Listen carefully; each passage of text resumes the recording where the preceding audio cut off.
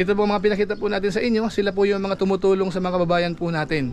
Bagamat siyempre may mga konting issue, sinasabi ng ilan, pinagkakakitaan daw po yung mahihirap. Tumaas po ng 105.3%, so ang laki po ng itinaas. Umpisan po natin, from top 1 to top 8.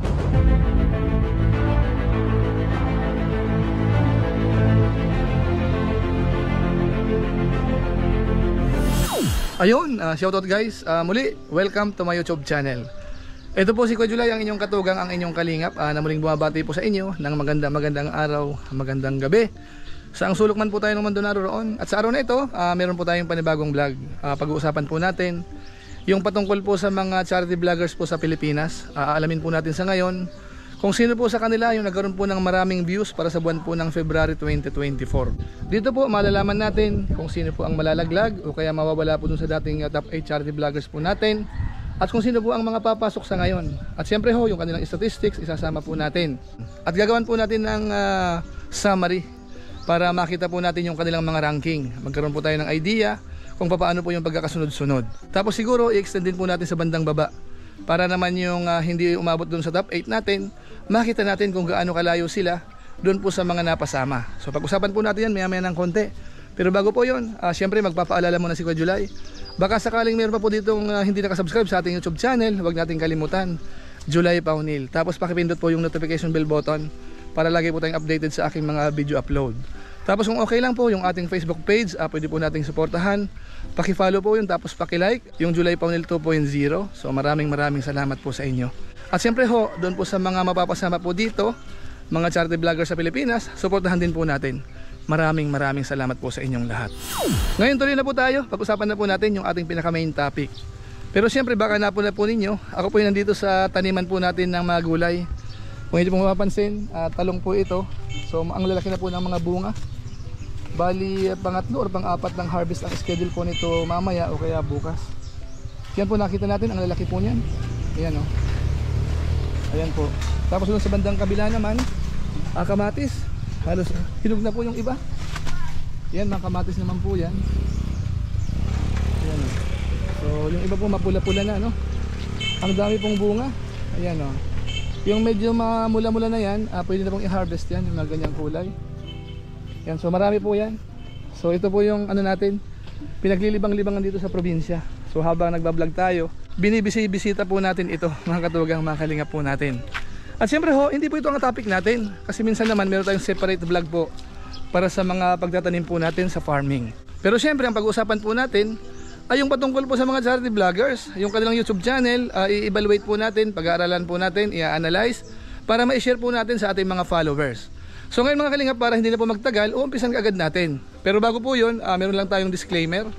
Yung gagawin po natin dito ay parang simpleng analysis lang po base po sa data sa Social Blade, tapos sa YouTube. At yun naman po ay available po sa social media o kaya sa mga website, mga kalingap. Hindi lang po natin ipapakita yung kanilang estimated earnings bilang pagrespeto po sa ating mga hinahangaang charity vloggers po sa Pilipinas. Yun po ang iiwasan natin.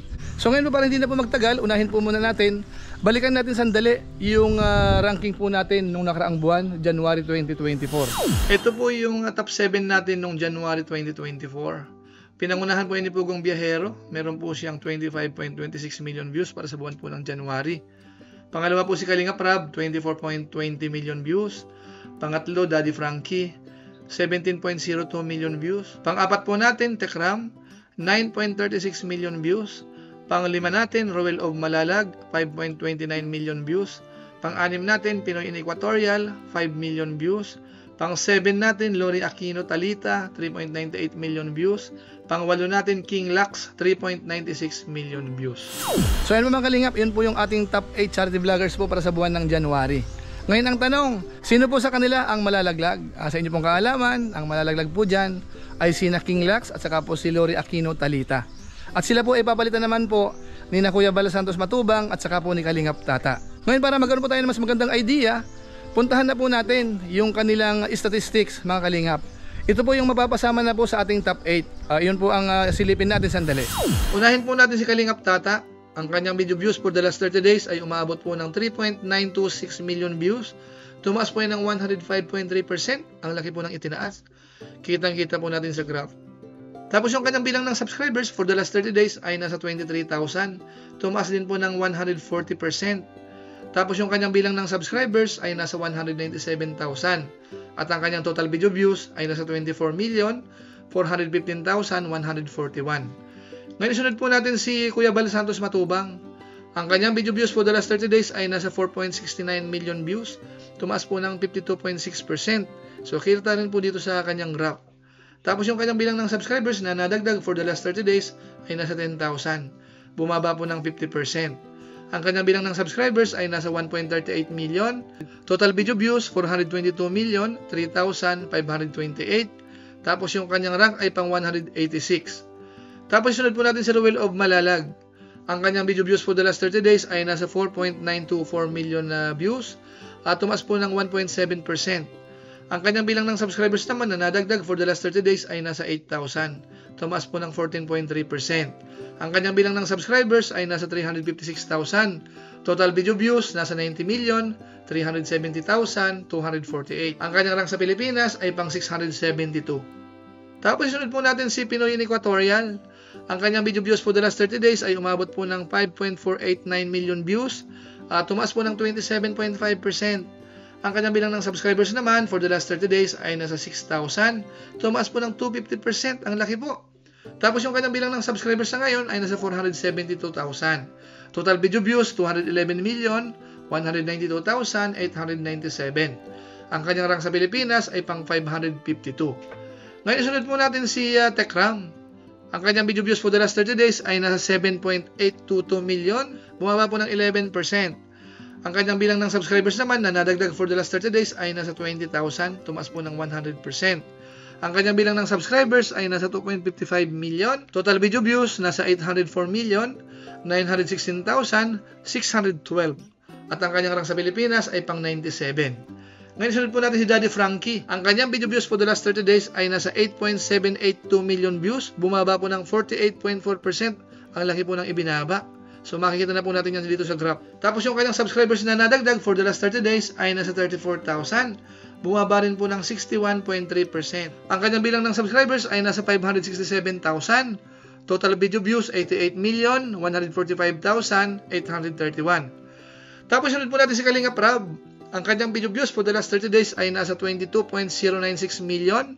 Bumaba po ng 8.7%. Tapos yung kanyang bilang ng subscribers na nadagdag for the last 30 days ay nasa 40,000. Bilang ng subscribers sa ngayon, 2.7 million. Total video views, nasa 858,630,580. At ang kanyang rank sa Pilipinas ay pang 90. Tapos sunod po natin si Pugong Biyahero. Ang kanyang video views for the last 30 days ay nasa 25.919 million. Tumaas po yan ng 8%. Tapos yung kanyang bilang ng subscribers naman na nadagdag for the last 30 days ay nasa 70,000. Tumaas po ng 16.7%. Ang kanyang bilang ng subscribers sa ngayon ay nasa 3.29 million. At ang kanyang total video views, 921,416,601. At ang kanyang rank sa Pilipinas ay pang 70. Ito po ay as of March 1, 2024. So yan po mga kalingap, napansin po natin, maganda po ang itinatakbo po ng kanilang YouTube channel. Karamihan po sa kanila ay talagang nag-positive. Meaning, tumaas po compared po nung nakaraang buwan. Kaya masabi natin, congratulations. Ngayon puntahan na po natin yung pinaka-summary na po, yung pinaka-ranking. Umpisan po natin from top 1 to top 8, tapos extend po natin sa bandang baba. Ito naman po yon. Ito na po yung pinaka-summary po nung kanilang mga views para sa buwan po ito ng February 2024. Ang nangunguna po dito ay si Pugong Biyahero. Meron po siyang 25.92 million views para sa buwan po ng February. Tapos yung kanyang 30 days time, meron pong 25.92 million. Ibig sabihin, halos pareho po sila. At hindi lang po kay Pugong Biyahero. Ganon din po sa kanilang mga kasamahan. Yung para sa February ho at saka yung 30 days time ay magkapareho. So ituloy po natin. Si Pugong Biyahero po, tumaas po ng 8%. Tapos yung rank 2 po natin, Kalinga Prab. 22.10 million na views. Bumaba po ng 8.7%. Tapos pang 3 po natin, Daddy Frankie, 8.78 million views, bumaba po ng 48.4%, ang laki po ng ibinaba. Tapos rank 4 natin, Tekram, 7.82 million views, bumaba rin po ng 11%. Tapos pang 5 po natin, Pinoy in Equatorial, 5.49 million views, tumaas po ng 5.5%. Pang 6 natin, Ruel of Malalag, 4.92 million views, tumaas po ng 1.7%. Tapos yung pang-7 natin, Kuya Bal Santos Matubang, 4.69 million views. Tumaas po ng 52.6%. So, ang laki po ng itinaas. Tapos yung pang-8 po natin, Kalingap Tata, 3.93 million views. Tumaas po ng 105.3%. So, ang laki po ng itinaas. Bagamat po si Kalingap Tata, kumbaga yung kanyang pagcha-charity ay hindi po full-time. Kumbaga mixed vlog po siya. Pero meron naman po mga charity. Kaya isinama na po muna natin dahil malakas po yung kanyang views. Ngayon po, extend po natin sa bandang baba. Kunin po natin yung rank 9 natin, si Jason Tesorero, 3.44 million views. Pang 10 po natin, Lori Aquino Talita, 3.15 million views. Pang 11, Dr. Love, 3.01 million views.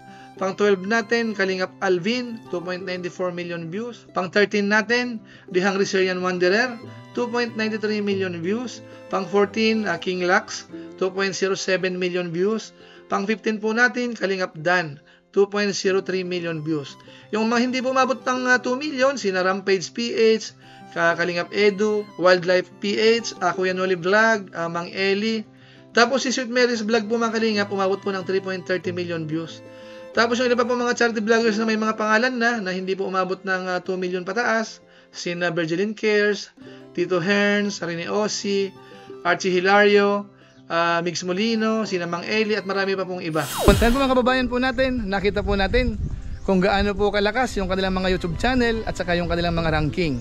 So napansin po natin dito, medyo lumayo po si Pugong Biyahero kay Kalingap Rab bilang rank 1 at saka rank 2. Siguro po mga Kalingap, ito po ay dahil dun sa konting issue po kay Pugong Biyahero nung isang sponsor, si Ma'am Bet. So kumbaga ho, ilang days na pong pag-uusapan po yan, maraming gumawa ng reaction video. So karamihan ho na intriga. Kaya sa malamang pinuntahan po ng pinuntahan yung YouTube channel po ni Pugong Biyahero. So meaning, yung mga ganun po, kahit parang negative kay Pugong Biyahero, nakakatulong po yun sa views mga Kalingap. Pero hindi po natin sinasabi na dapat magkaroon tayo ng issue para lamang po lumaki yung ating views. Ano mga katugang natin? Ngayon isunod naman po natin yung kanilang ranking. Tingnan po natin yung ranking nung nakaraan, tapos ikumpara po natin ngayong buwan kung ano po yung present ranking po nila. Tumaas ho ba o kaya bumaba? Ito naman po yun. Ito naman po yung pinaka-ranking po nila. Ranking po ngayong buwan, buwan ng February 2024 at saka po nung nakaraang buwan, January. So yung number 1 po natin, si Pugong Biyahero pa rin. Dating rank 1, ngayon naging rank 1. Pangalawa po ay si Kalingap Rab, dating rank 2, ngayon po ay rank 2. Tapos pangatlo natin na Daddy Frankie, dating rank 3, ngayon po ay rank 3 pa rin. Si Tekram po, dating rank 4, ngayon po ay rank 4 pa rin. Pinoy Equatorial, rank 6 dati, ngayon po ay rank 5. So umangat po ng isang level. Pang 6 po natin, Roel of Malalag, dating rank 5, ngayon po ay naging rank 6, bumaba po ng isa. Tapos si Kuya Bal Santos Matubang, dating rank 10, ngayon po ay naging rank 7. Tapos si Kalingap Tata, dating rank 18, ngayon po ay naging rank 8. So kung mapapansin po natin dito, lahat po sila nag-stay at saka po tumaas, maliban lang po sa isa, si Roel of Malalag. Dating rank 5, ngayon po ay naging rank 6. So yan po mga Kalingap, yun po yung changes po ng kanilang ranking. Karamihan ho sa kanila, halos po na-retain yung kanilang ranking nung nakarang buwan at saka po nung buwan ng February 2024. Ngayon po, isunod na po natin yung kanilang bilang naman po ng subscribers at saka po yung kanilang total video views mula po nung nag-umpisa hanggang March 1, 2024. Ito naman po yon. Ito naman yung pinakasama rin naman patungkol sa total video views mula po nung nag-umpisa hanggang March 1, 2024. Ang nangunguna ay si Pugong Biyahero. Meron po siyang 921.42 million views. Pangalawa po si Kalingap Rab, 859.63 million views. Pangatlo si Tekram, 804.92 million views. Pang-apat po natin, Bal Santos Matubang, 422 million views. Pang-lima natin, Pinoy Equatorial, 211.19 million views. Pang-anim natin, Roel of Malalag, 90.37 million views. Pang-pito po natin, Daddy Frankie, 88.15 million views. At yung pang-walo po natin, Kalingap Tata, 24.42 million views. Ngayon, dahil naman po tayo sa bilang ng subscribers as of March 1, 2024. Ang nasa rank 1, Pugong Biyahero, 3.29 million subscribers. Rank 2, Kalingap Rab, 2.70 million subscribers. Rank 3, Tekram, 2.55 million subscribers. Pang 4 po natin, Kuya Bal Santos Matubang, 1.37 million subscribers. Daddy Frankie, 567,000 subscribers. Pang-anim natin, Pinoy in Equatorial, 472,000 subscribers. Pang-pito natin, Roel of Malalag, 356,000 subscribers. At saka po si Kalingap Tata, rank 8, 197,000 subscribers. So yun po mga katugang natin, yun po yung ating review sa ngayon. Ipinakita ko po sa inyo yung bilang po ng kanilang views for the last 30 days para sa buwan ng February, yung pagdami po ng kanilang subscribers, tapos yung total. So yung mga importanteng data ho ay naipakita na po ni Kuya July po sa inyo. Kung meron po kayong gusto pang malaman, siguro po pwede po nating i-comment, tingnan po natin kung pwede pa po nating maisingit sa mga sunod po nating review. Tapos nga pala, kung sakasakali pong meron tayong hindi na isama, na sa tingin nyo po yung kanilang views for the last 30 days o kaya para sa buwan ng February, higit sa mga napasama po sa ating top 8 charity vloggers, pwede nyo rin pong i-comment para sa mga susunod na buwan, i-consider po natin yung mga ganun mga kalingap. Siya nga po pala, meron lang akong gustong idagdag po doon sa nakaraang vlog po natin, yung top 7 Kalingap charity vloggers. Meron pong isa po doon, si Vincent Calyada, nakakuha po siya ng mahigit 1 million views din po. Kung isasama po natin siya doon sa ating ranking, dapat pang rank 15 po siya. Pero wag po kayong mag-alala dahil nilagay naman po natin doon sa comment, pinin po natin yon para sa kaalaman po ng mga Kalingap supporters. Ngayon dito naman po sa ating top 8 charity vloggers, ang masasabi lang po natin, sa lahat po ng napasama po sa ating top 8, congratulations po sa inyo. Naway patuloy pa pong lumakas ang inyong YouTube channel. Tapos doon naman po sa mga hindi napasama, doon sa baba po nila, o kaya naman yung hindi po napasama kahit sa top 10, top 14 and so on. Siguro po ituloy lang po natin. Baka sakaling hindi pa po ito ang panahon po natin. Malay natin sa mga susunod na buwan, tayo naman po ang mag-viral o kaya magkaroon ng maraming views. So tuloy lang po tayo. Basta masasabi lang po natin, congratulations po sa inyong lahat. Naway suportahan po ng ating mga viewers. Kung sino man po ang makakapanood po nito, ito po mga pinakita po natin sa inyo, sila po yung mga tumutulong sa mga kababayan po natin. Bagamat siyempre may mga konting issue, sinasabi ng ilan, pinagkakakitaan daw po yung mahihirap, pero nasa mga viewers na po yan kung sa tingin po natin, mali ho ba yung kanilang ginagawa, dapat po ho bang ihinto? So siguro ho, hindi na po tayo mga bata, alam naman po natin yung tama at mali. Talaga nga bang pinagkakakitaan yung mga mahihirap or hindi? Ang mga kasagot po niyan ay yung mga nanonood. Dahil alam naman po natin, ang mga pananaw po ng bawat individual, iba-iba po yan. Iba yung nasa isip natin, iba yung nasa puso natin. So depende po yan sa mga viewers kung paano po natin tingnan yung ating mga kababayang charity vloggers sa Pilipinas. So siguro po mga kalingap, sa pamamagitan po niyan, pansamantala magpapaalam po muna si Kuya July. Ang masabi lang po natin uli, congratulations sa inyong lahat. At siyempre po, bago tayo tuloy magtapos, meron lang po muna tayong isa shoutout. Sila po yung ilan sa mga nagpapakulay po sa ating live stream.